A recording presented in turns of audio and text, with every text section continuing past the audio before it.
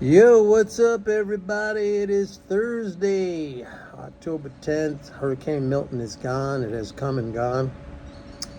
As I told you guys earlier today, thankfully, no damage to my house, no flooding. The town just a little bit north of me, not that far north, talking about a couple of miles. I mean, they had an inundation, they had flooding, and I'm like 1,100 feet from the water. I was in evacuation zone A.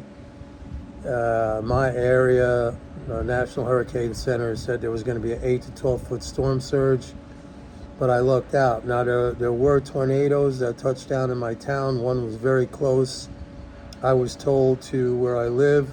It ripped up a lot of the electric lines, so I'm out of power. I'm still in Pompano Beach, so I haven't been able to go home, but a friend of mine went past my house today, took some pictures, he sent it to me, so luckily, thankfully, everything is okay.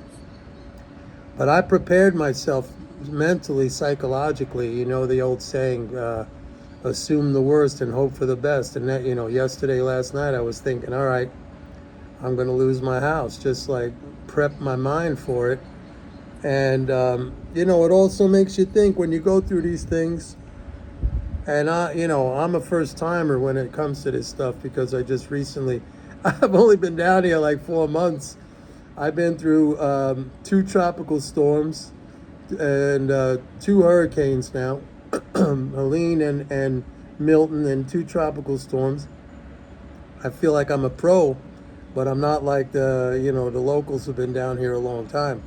But I mean, having gone through this one, I think the next one I'll be a little bit more, not relaxed, but not as tense and nervous as I was about this one. But this one was hyped, and it wasn't hype, it was real. I mean, this was a serious storm, to the point where meteorologists were saying, hey, we got to come up with a new category 6, because of what was happening, like in the physics of this storm.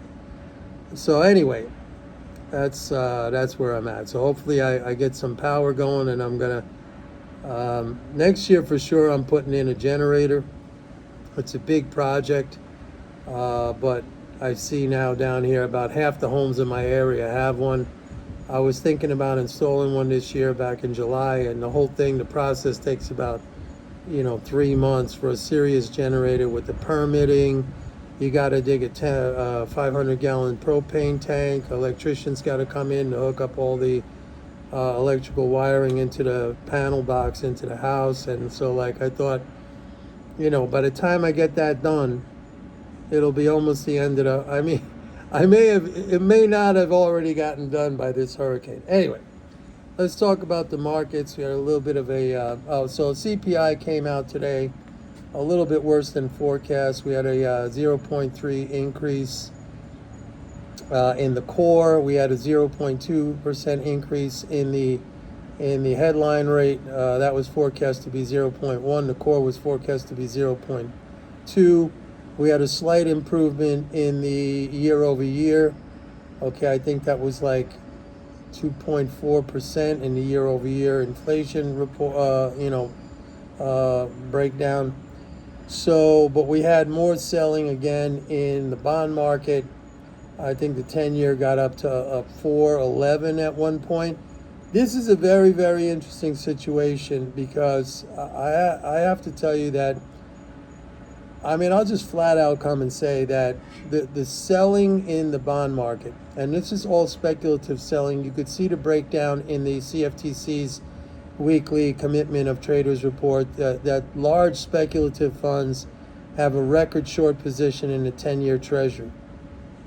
In contrast, if you look at the banking data that the Fed puts out every week on Friday, banks have been now for the last 2 months, they've been adding treasuries and bond, fixed income of all types, MBS agencies. They've been adding that at a very sizable pace, a very significant pace. And they have like the highest holdings of treasuries right now in 22 months. So banks are adding, whereas, when the Fed was raising interest rates, they were dumping treasuries, not because they wanted to. I mean, they had to because to stay within regulatory parameters, they would have either had to raise capital because their capital was getting marked down as treasury prices were getting marked down. That was a result of the Fed raising interest rates. But now those treasury holdings are going up and they're adding to treasury holdings. So cash treasury activity on the institutional side is very bullish. Okay? All the selling right now is from speculative funds. And you might say, and I've had people say this to me, well, Mike, the speculators are right. Look, it's going down. I mean, they may be right now, okay, in the very short term.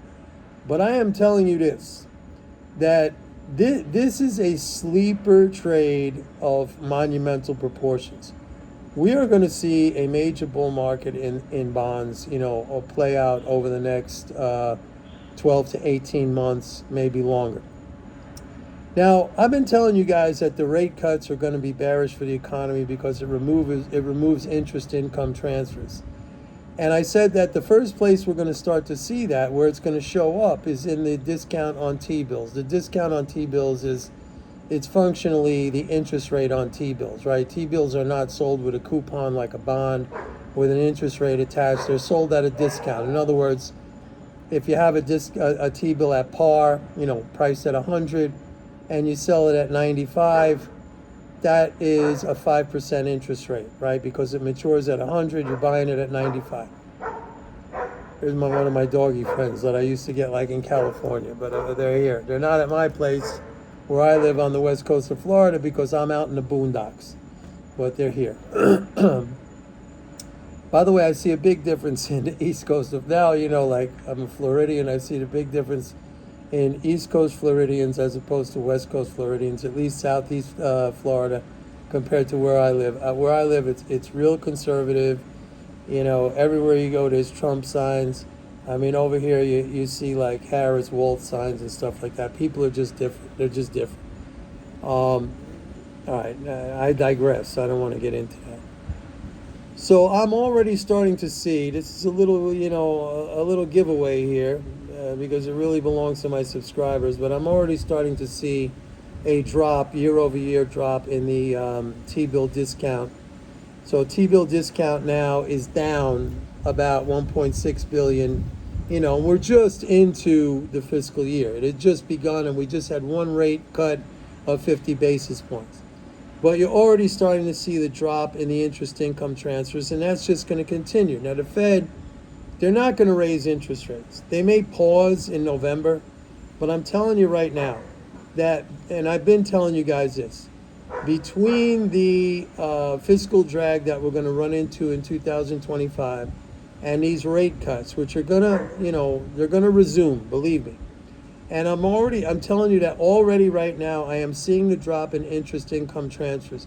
Nobody understands this, okay? I'm telling you stuff here, and I'm educating you on things, and I'm informing you on things that you're not going to get anywhere else. Just like I was saying this back in 2022, and even before 2022, I was saying it at the end of 2021. I said, as soon as the Fed starts raising interest rates, initially you're going to see that reflexive monetarist zombie reaction. They're going to sell stocks and stuff like that, and everybody's going to be predicting a recession, which is exactly what happened. But I said we're going to reach an inflection point where those interest income transfers are going to far exceed the discounting to financial assets that is the result of higher rates. And sure enough, what happened? That's exactly what happened. No recession, all-time highs, record highs, one after another in the stock market. I told you that was going to happen. And I'm telling you right now, and I'm already presenting evidence that the interest income transfers are already starting to drop after one rate cut. Okay, after one rate cut. And I'm telling you, like, nobody understands this. Nobody is paying attention to this. This is the sleeper trade, I don't want to say of all time, because, I've made videos that I've explained to you guys. Like, you never should get upset about missing a trade or an opportunity, because another one comes along. And this is a classic example. And the interesting thing here, which I find very fascinating, because most people don't catch on to this, is the fact that it's really kind of a stealth thing right now. People are not aware of it. Just like they weren't aware you got to be buying stocks in October 2022 and all last year. It wasn't obvious to them. Now it's obvious that they have to buy stocks, but it's the wrong time to buy stocks when it's obvious. And it's not obvious to them that you got to buy bonds, but they're going to be buying bonds when interest rates are way, way lower, and we will have made already a lot of money on this trade. I'm telling you this, okay? This is free. I'm giving away free information. I shouldn't be doing this, but I'm telling you this. It's already starting to happen. And these things don't happen like boom, right in your face and everybody understands it. They happen slowly. They develop. You know this story, this parable of, like, you put a frog in a pot of water that's being heated, and he doesn't jump out because he doesn't feel it. He doesn't feel it. And then by the time the water's too hot where he's going to die, it's too late to jump out. The same thing going on here. They're all selling the bonds. They're all freaking out after the last rate cut, which was in September, on September 18th. Oh, it didn't go up immediately, so it's no good. Now they're shorting it, they're selling it, they're bailing out.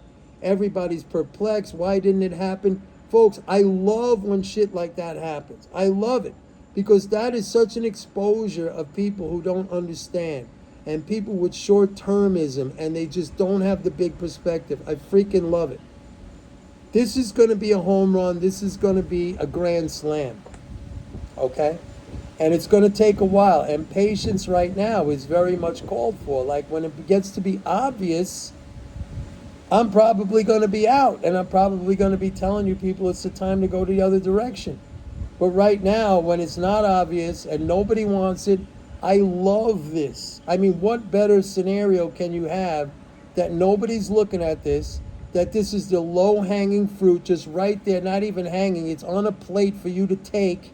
It's sitting there in a corner for you to walk over and pick up and put it in your pocket, and nobody wants it. I mean, that's what investing is all about. Okay? That's what investing is all about. Anyway, that's it for today's video. It's getting a little bit dark now. I'm outside. Hopefully I'll be able to get back home soon. Please like and subscribe. Thank you for all your best wishes during the hurricane. And, you know, if you want to keep up with this, you got to sign up for my report. Go to my website, pitbulleconomics.com. Sign up for a 30-day free trial to MMT Trader. Do it now. Go there right now and do it. See you tomorrow. Bye.